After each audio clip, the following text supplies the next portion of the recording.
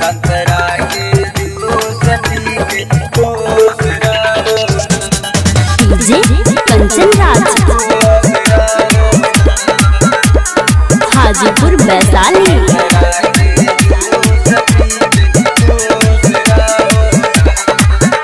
भीतरी दुखात बा कुछ दिन के बाद बा, जो बना के दुख बुझो ना, बना के दुख बुझो ना।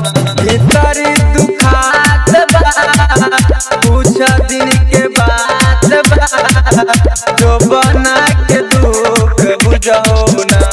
पिया हो संतरा के जूस पी के खुश रहो ना।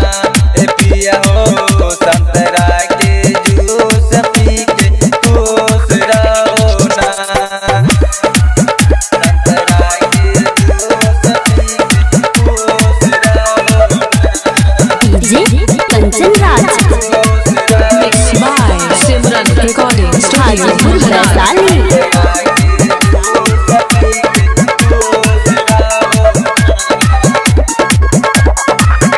बात बड़ी सुना नहीं तू दबाब, कुछ दिन सही पिया तू तो बिताब।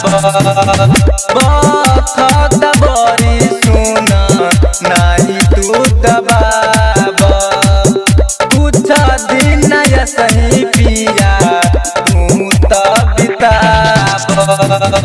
मन के मना लो हाथ से हिला लो, मेहरी के दुख बुझो ना।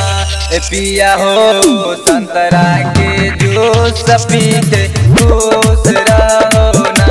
पिया हो संतरा के जूस पी के खुश रहो ना। संतरा के जूस पी के खुश रहो ना। DJ Kanchan Raj Hajipur Vaishali. Mix by Simran recording studio Mahnar. Dheeraj धल रंजित माजा फेरू मिली, विनय सिंह जानी तो की। धीरज धल रंजित माजा फेरू मिली, विनय सिंह जानी तो की। घर जन कलाई बार तू कसाई, मेहरी के दुख बुझो ना। पिया हो संतरा के जूस पी के